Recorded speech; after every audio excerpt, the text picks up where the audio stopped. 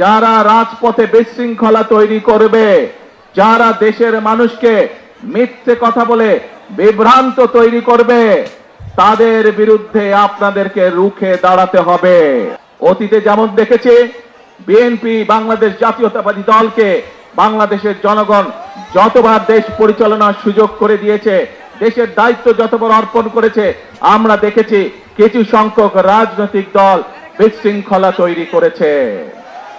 প্রিয় ভাই বোনেরা, এই যেই পরিকল্পনার কথা আপনাদের সামনে তুলে ধরলাম, এই মাছের অবমুক্তকরণ, এই ফ্যামিলি কার্ড, কৃষক কার্ড, বাচ্চাদেরকে মানুষ রূপে গড়ে তোলা, সুন্দর আদর্শ নাগরিক হিসাবে গড়ে তোলা, এই যে কাজগুলো, ইমাম মুয়াজ্জেম সাহেবদেরকে অর্থনৈতিকভাবে সহযোগিতা করা, আপনারা কি মনে করেন এইগুলোর যদি বাস্তবায়ন করা যায় তাহলে দেশের মানুষের ভাগ্যের পরিবর্তন হবে?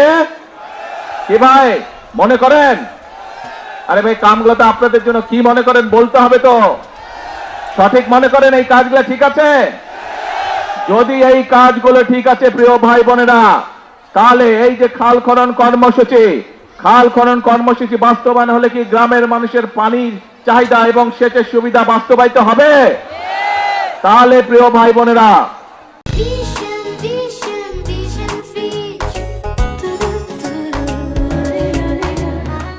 যারা এসব কাজে বাধাগ্রস্ত করবে, যারা রাজপথে বিশৃঙ্খলা তৈরি করবে, যারা দেশের মানুষকে মিথ্যে কথা বলে বিভ্রান্ত তৈরি করবে, তাদের বিরুদ্ধে আপনাদেরকে রুখে দাঁড়াতে হবে।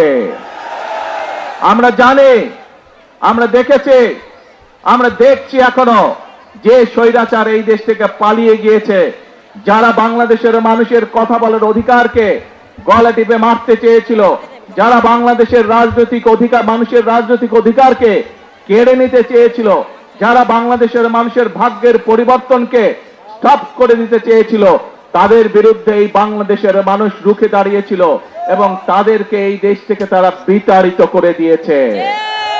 এখন প্রিয় ভাই বোনেরা, এখন সময় হচ্ছে কাজ করার, এখন সময় হচ্ছে দেশকে সামনের দিকে এগিয়ে নিয়ে যাওয়ার। কাজেই দেশকে যদি আমরা সামনে এগিয়ে নিয়ে যেতে না পারি, তাহলে এই দেশের মানুষকে কষ্ট করে থাকতে হবে। আমরা দেখেছি বিগত দিনে কিভাবে এই দেশের মানুষের অর্থ সম্পদ লুটপাট করে বিদেশে পাচার করে দেওয়া হয়েছিল। সেই পাচারকারীদেরকে এই দেশের মানুষ বিতাড়িত করে দিয়েছে এই দেশ থেকে। এখন সেই জন্য সময় হচ্ছে আমাদেরকে সকলকে হাতে হাত রেখে কাজ শুরু করতে হবে। কোন সেই কাজ? রাষ্ট্র মেরামতের কাজ শুরু করতে হবে। আমাদেরকে একসাথে হাতে হাত রেখে কাজ শুরু করতে হবে। কোন সেই কাজ? দেশ পুনর্গঠনের কাজ আমাদেরকে করতে হবে। প্রিয় ভাই বোনেরা, এই দেশের মানুষের গণতান্ত্রিক অধিকারকে যদি সমুন্নত রাখতে হয়, তাহলে বাংলাদেশের জনগণকে, যেই ছাত্র জনতা 24-এর 5ই আগস্ট রাজপথে নেমে এসে স্বৈরাচারকে বিতাড়িত করেছিল, সেই জনগণকে সতর্ক থাকতে হবে।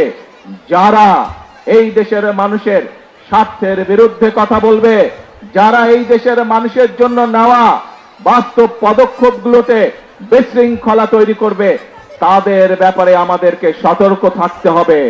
প্রিয় ভাই বোনেরা, আমরা জানি একদিনে সকল সমস্যার সমাধান হবে না। যেভাবে স্বৈরাচার এই দেশের অর্থনীতি বলেন, এই দেশের পররাষ্ট্রনীতি বলেন, এই দেশের শিক্ষা ব্যবস্থা বলেন, এই দেশের স্বাস্থ্য ব্যবস্থা বলেন, প্রত্যেকটি ব্যবস্থাকে ধ্বংসপ্রাপ্ত করে দিয়ে গেছিল, সেই আমরা সরকার গঠন করার পরে দেশের সকল অবস্থাকে আমরা ধ্বংসপ্রাপ্ত পেয়েছি।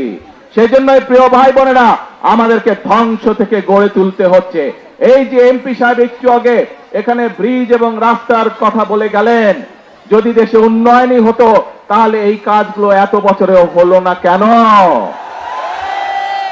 এই জন্যই হয় নাই, কারণ এর আগে যারা দেশের শাসনভার দখল করে রেখেছিল তারা জনগণের ভোটে নির্বাচিত ছিল না। তারা জোর করে ক্ষমতা দখল করে রেখেছিল এবং সেজন্যই তারা জনগণের জন্য কোনো কাজ করে নাই।